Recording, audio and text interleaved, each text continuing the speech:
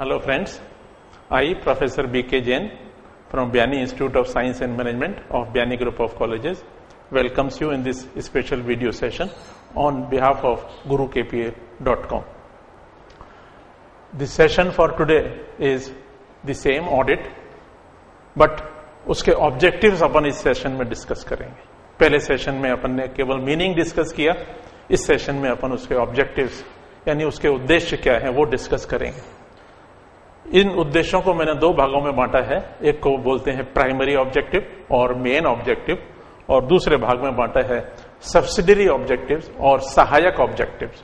सबसे इंपॉर्टेंट और मेन और प्राइमरी ऑब्जेक्टिव है संस्था की सही एवं वास्तविक स्थिति ज्ञात करना, काय की फाइनेंशियल पोजीशन की भी, और दूसरी जो बिजनेस रन कर रही है कंपनी उस बिजनेस की भी सही वास्तविक स्थिति ज्ञात करना.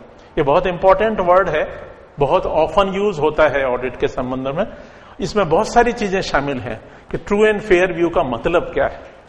सबसे पहली चीज इसमें लिखा हुआ है कि नो अंडर और ओवर वैल्यूएशन ऑफ एसेट. किसी भी एसेट को ना तो आपने कम कीमत पे दिखाया है, ना इस एसेट को ज्यादा कीमत पे दिखाया है. अगर कम कीमत पे दिखाया है तो उससे भी फाइनेंशियल पोजीशन इफेक्ट होगी, ज्यादा कीमत पे भी दिखाया है तो उससे भी फाइनेंशियल पोजीशन इफेक्ट होगी.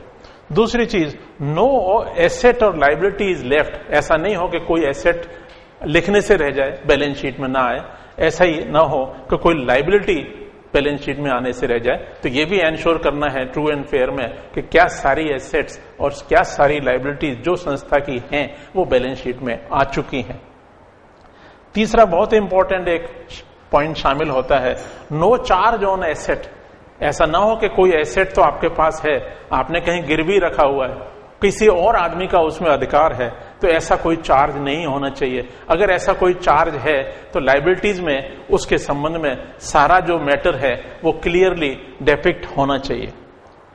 नेक्स्ट है balance sheet has been prepared as per provisions of Indian companies act. Indian companies act में खास प्रोविजंस हैं कि बैलेंस शीट का क्या फॉर्मेट होगा, क्या सिद्धांत होंगे, किस हिसाब से वो बनेगी. तो वो जो इंडियन कंपनीज एक्ट में बैलेंस शीट को बनाने के संबंध में प्रावधान है उनकी पूरी पालना होनी चाहिए. नेक्स्ट है अकाउंटिंग पॉलिसीज फॉलोड यूनिफॉर्मली. जितनी भी अकाउंटिंग पॉलिसीज हैं, अकाउंटिंग सिस्टम्स हैं, अकाउंटिंग स्टैंडर्ड्स हैं वो बना रखे हैं, उनको यूनिफॉर्मली फॉलो किया जाना चाहिए. कई ऐसे सिद्धांत हैं जहां के 5 तरह के ऑप्शंस हैं कि चाहे आप ये पहला मान लो चाहे ये दूसरा मान लो. डेप्रिसिएशन का मैं एग्जांपल लूं, एक स्ट्रेट लाइन मेथड है जिसमें सीधा डेप्रिसिएशन काटते हैं, एक डिमिनिशिंग मेथड है उसमें कम होती कीमत पे काटते हैं. तो कभी संस्था पहले पे करती है, कभी दूसरे पे करती है, कभी तीसरे पे करती है, कभी चौथे पे करती है. तो उससे जो फाइनेंशियल पोजीशन है वो क्लियरली डिपिक्ट नहीं होती. तो जो भी आप अकाउंटिंग पॉलिसी फॉलो करते हैं उसको यूनिफॉर्मली फॉलो किया जाना चाहिए. लास्ट में एक और बहुत इंपॉर्टेंट आइटम है contingent liabilities, exceptional items, non recurring items. जो ऐसे आइटम्स हैं उनको सेपरेटली शो करना चाहिए और उस पर सेपरेटली अपने कमेंट्स भी ऑडिट रिपोर्ट का पार्ट बनना चाहिए. ये हुआ मेन ऑब्जेक्टिव ऑडिट का. लेकिन इसके साथ साथ जो सप्लीमेंट्री और सहायक उद्देश्य हैं वो हैं कि गलतियों को पकड़ना. वैसे ये मूल उद्देश्य नहीं है, लेकिन जब अपन ऑडिट करते हैं तो संस्था के अकाउंट्स के लिखने में बहुत सारी गलतियां हो जाती हैं. उनको पकड़ना, उनको सही कराना और लास्ट में ऐसे सुझाव देना कि भविष्य में वो गलतियां ना हो. ये गलतियां भी बहुत तरह की होती हैं. एक को बोलते हैं एरर ऑफ ओमिशन.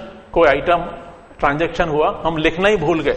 दूसरा होता है एरर ऑफ कमीशन. दूसरी लेजर में लिखा, उसका टोटल लगाना भूल गए, लेजर में गलत अमाउंट ले गए. तीसरा डुप्लीकेशन, एक एंट्री हुई उसको 2 बार लिख दिया.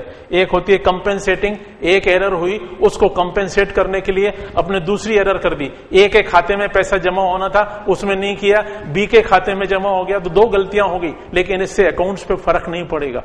अपना जो रिसीट डिस्बर्समेंट अकाउंट है और दूसरा जिसको अपन ट्रायल बैलेंस बोलते हैं वो मिल जाएगा, लेकिन अंदर अंदर कहीं ना कहीं गलती छिपी रह जाएगी. और एक बहुत इंपॉर्टेंट जो गलती है उसको बोलते हैं एरर ऑफ प्रिंसिपल.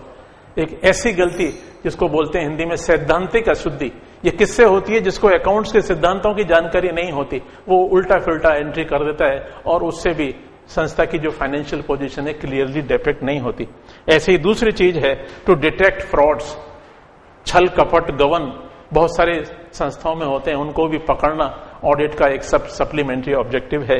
ये जो गवर्न है वो कैश में भी हो सकते हैं, गुड्स में भी हो सकते, एसेट्स में भी हो सकते, और सबसे भयंकर और सबसे खतरनाक जो गवर्न है वो है मैनिपुलेशन ऑफ अकाउंट्स, हिसाब किताब में हेरा फेरी करना सबसे खतरनाक है। सबसे ज्यादा सजा भी आईपीसी में इसी फ्रॉड के इस टाइप को सबसे ज्यादा सजा है। और क्योंकि मैनिपुलेशन करने वाले लोग बहुत होशियार होते हैं, इसलिए उससे ग्रेटर डिग्री का जब तक होशियार ऑडिटर नहीं मिलेगा तो ये जो मैनिपुलेशन ऑफ अकाउंट से पकड़ने में अल्टीमेटली नहीं आएगा।